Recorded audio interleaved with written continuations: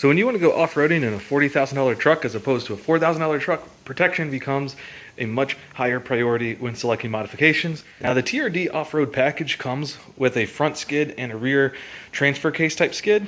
It's relatively thin metal. I'll show you that in a moment once I take it off the vehicle. But I decided to go with an aftermarket skid plate set.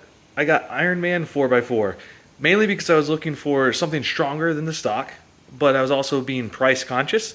So I was able to pick up this skid plate set for $500 when it was on sale.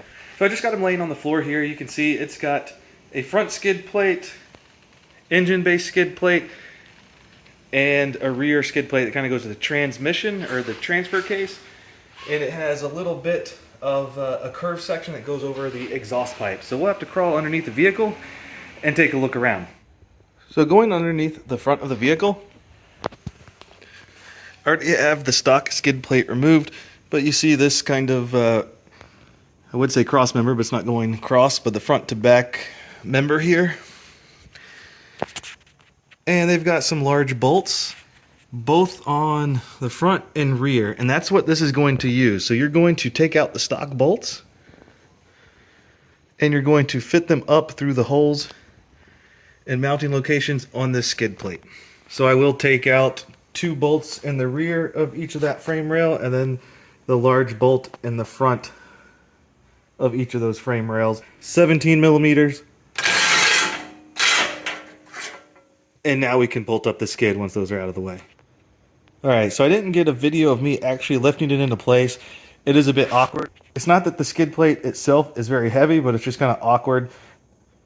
You don't necessarily want to hold something heavy straight above your head, but I found the best way is kind of get into a bench press type position and hold it in place with one arm. And go ahead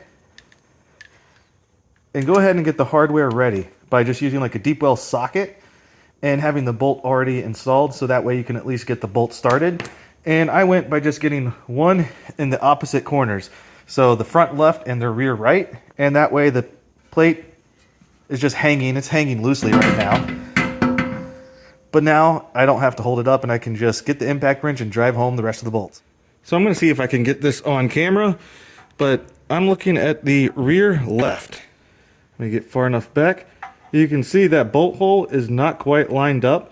I'm going to have to take a Dremel and Dremel out part of the skid plate to get the bolt to line up. And so even if I'm sliding it as far over with the slop in the bolts, still don't fit up. So looking at the back of the plate, this is the driver's side that has 2 bolt holes at the front. Follow the cross member down. This is the hole that you got to modify. Lessons learned. Dremel it or try and drill it kind of in that corner. That's where you need the extra space. First time my drill kind of walked towards the bottom of the slot, and I widened out the section that didn't really need it. So now I'm back here with the Dremel after I've tried to install it like 3 times, screwing around with this hole. So use a Dremel with a grinding wheel, you know, something like this, and you just got to work it in that slot. So it's the age-old question of how much do you value your time? So now I had to drill out that hole, then I had to clean up the burrs with the Dremel, and then I shot it with a little shot of spray paint here just to cover it up, maybe prevent rust locations. Generally, I like the design. I'm good with it. I like the fabrication quality. I mean, it's not like it's a showpiece. You can see some of the welds. These are on the back side of the sheet steel. You can kind of see them, but you know, this is designed to get beat up on rocks. So, you know, I'm okay with it. I just wish they fit because, yeah, it's a waste of time. So now I finally got that front plate on, like over an hour later of screwing around with bolting it up, taking it down, dremeling, drilling, bolting it up, taking it back down, dremeling and drilling. I'm keeping the Dremel out for the rest of the install. The general fitment, like, looks good. Like, you can even see, hey, it follows the contour of kind of like the front crash bar area where the bumper was. It's got a nice notched out flange. So, I mean, they clearly had some attention to detail. It's just that one bolted slot. Very annoying. So on the stock skid plate, there's just 4 bolts, 1 in each corner. I'll show you one, but you don't need to see me actually removing them. The front are kind of recessed up into the frame rail a little bit, 12 millimeter bolt. The rears are a little bit more accessible, not very tight, pretty easy to get to.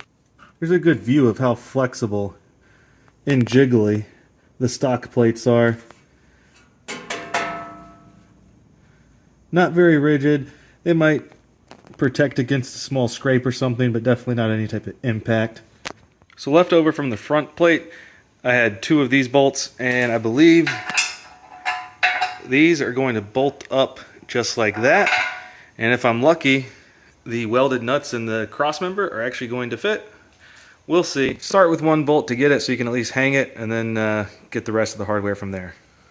Care to take a guess? Once I got this bolt started, this bolt hole did not line up. I'm going to have to Dremel out this mount kind of in the center of the slot this way, and I need to widen it towards the outside. This is completely ridiculous. I mean, if they can't hold the positional tolerance of where the hole and slot should be, just like they did a front to back slot, they need to make the slot wider if you can't actually position it in the right place. So for the rear 2 mounts on the mid plate, you're going to use the longer M8 bolt. This is a 35 millimeter length. This one's a 25 millimeter length. This is too short because you are going to use the spacer.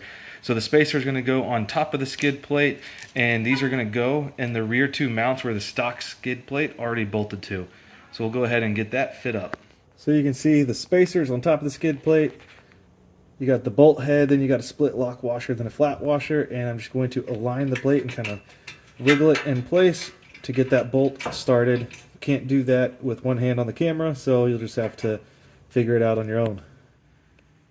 Now, there are 2 bolts that actually bolt the front and the mid plate together. So you can see this is the bolt that holds the front plate on, but right next to it is an access hole, and then on the mid plate there is a welded nut. And so you're going to use supplied hardware, and this was, I think, an M10, I don't know, 50 mils long, but this is the larger bolt, spring lock washer, and a flat washer. And you're just going to get that going, and then once you get everything loosely bolted up and tighten everything up together, you want to keep everything loose so that way you can kind of shift it around as needed. So I have the last spacer in place, and now I've got the front and the mid plate installed. So based on the instructions and the graphic there, the rear plate kind of goes like this, and it has this extra bracket.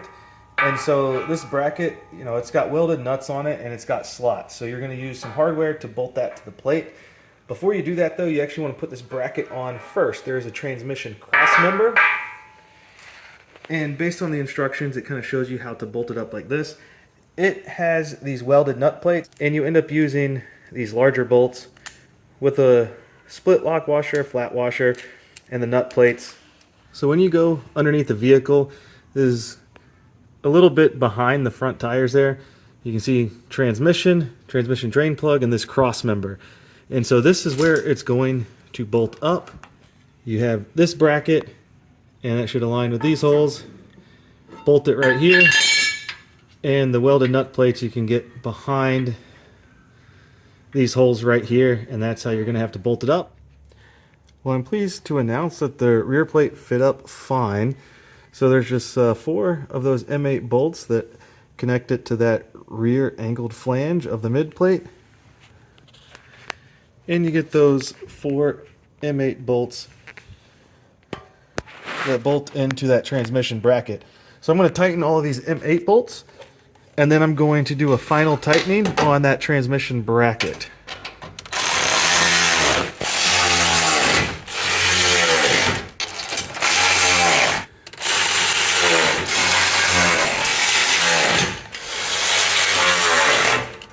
Alright, so everything is bolted up. Now I just got to snake a ratchet back in here and tighten that down.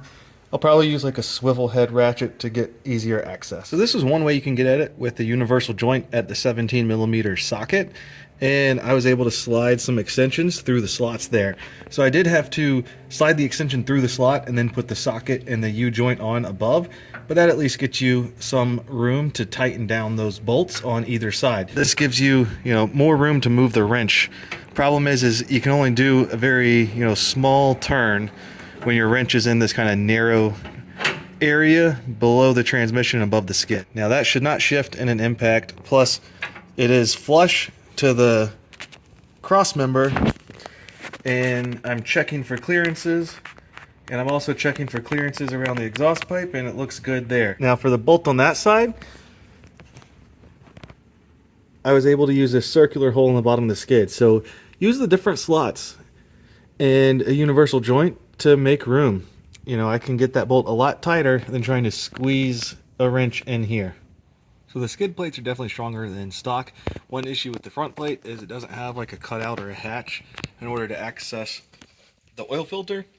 So you had to take off the stock plate to do an oil change anyway, which isn't really that big of a deal. That had 4 bolts, but this one will have, I think, 7 bolts when you take into account the bolts that hold the front plate to the rear plate. It does have a nice cutout where that jack point is and offers pretty good protection. And the rear plate gives you pretty good protection of your transmission. So the rear plate is kind of skinny, and it doesn't go back to cover any of the transfer case here. So that is potentially maybe a miss or something that they should have done more of. And it also doesn't have any option for a fuel tank skid.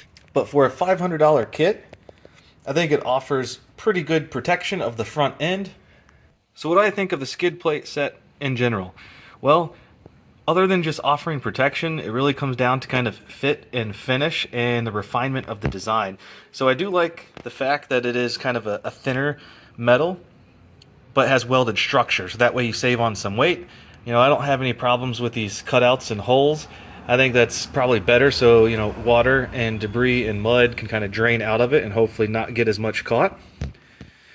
I like that, you know, on the front and mid plates, the bolts are recessed. So they're recessed kind of into the plate, so you don't have to worry about a rock taking the bolt and damaging the hardware.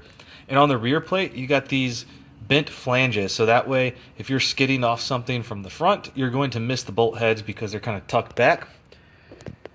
These rear bolts are potentially exposed, but because you do have kind of this middle section, you'll probably slide on that first and hopefully slide over the bolt heads. And it is a nice touch to have the exhaust crossover, but there are some limitations to it. So I think this is, I wouldn't say light duty application, but maybe a medium duty. Like, you want to do some off-road trails, there are going to be rocks around, but maybe you're not doing extreme rock crawling where you are anticipating belly crawling and belly sliding over jagged rocks. To me, considering that it was $500, I'm good with the amount of protection that it has, understanding that it does have some limitations with the transfer case. I do wish that the bolts fit up better and I didn't have to Dremel out any of the holes. I did read some reviews, and it didn't seem like too many other people were having that issue. So, you know, it wasn't that difficult to solve. It was just kind of frustrating. So that's my thoughts on these Ironman 4x4 skid plate sets for the 3rd gen Toyota Tacoma. Like and subscribe if you enjoy the content of these videos. Thanks for watching, and I'll see you in the next one.